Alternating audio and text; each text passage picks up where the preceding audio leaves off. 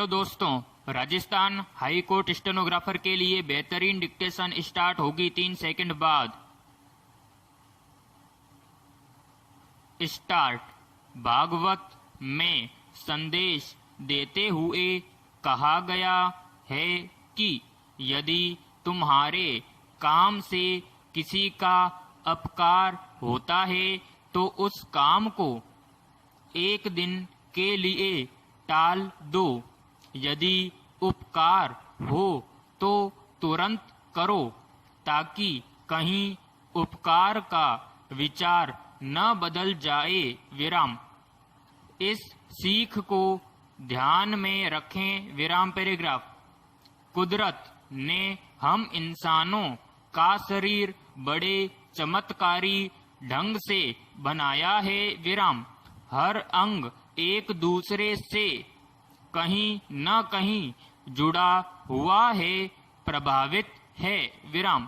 किसी के शरीर के बाएं हिस्से में यदि लकवा आ जाए तो उसके मस्तिष्क का दायां भाग प्रभावित होता है। विराम।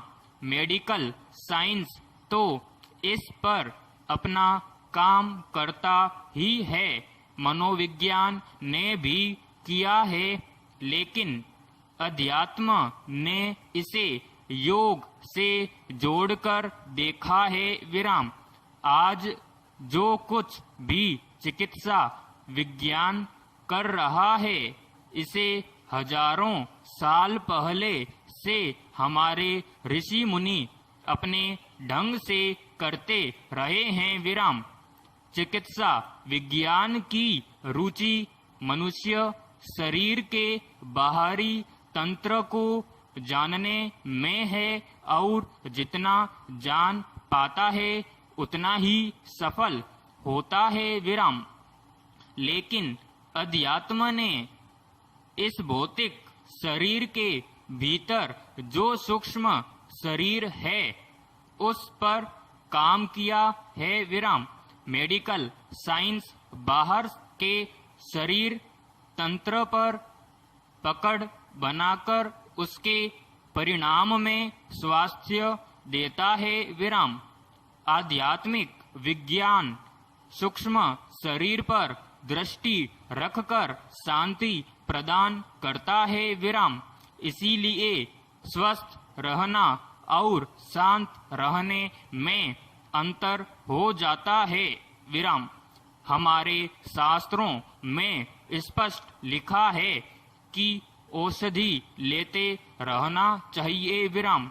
इसलिए इसे लेकर किसी पद्धति विशेष के झगड़े में न पड़ते हुए शरीर को जो सध जाए उसे अपनाइए। विराम।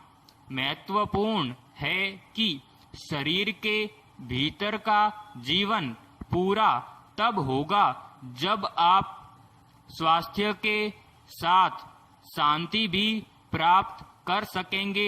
विराम पैराग्राफ। हर बात को अपनी ऊंचाई या पूर्णता तक पहुंचने में समय लगता है। विराम। कंगारू का बच्चा जब पैदा होता है तो उसकी लंबाई 1 या 2 इंच होती है। विराम। लेकिन धीरे धीरे समय के साथ वह रूप लेते हुए इतना बड़ा हो जाता है। विराम।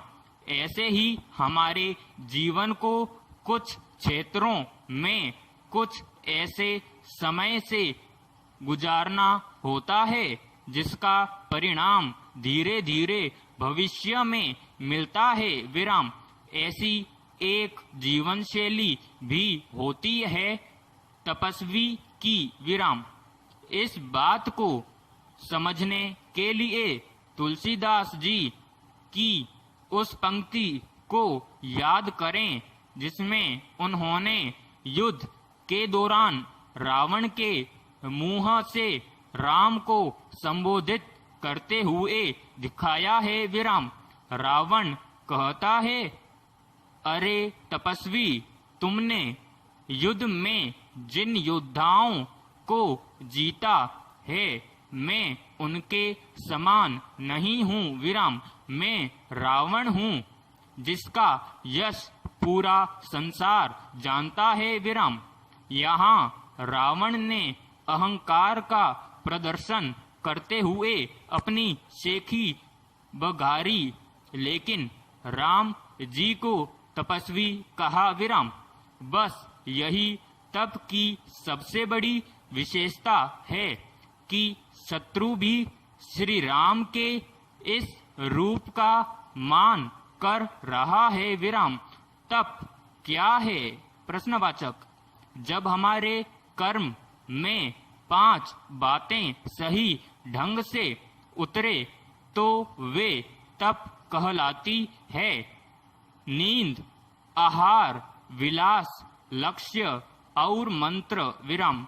इन 5 का तालमेल यदि कर्म में उतर गया तो आप तपस्वी हो जाएंगे विराम। ऐसे तपस्वी जिनके रूप का मान शत्रु भी करेंगे। विराम समाप्त।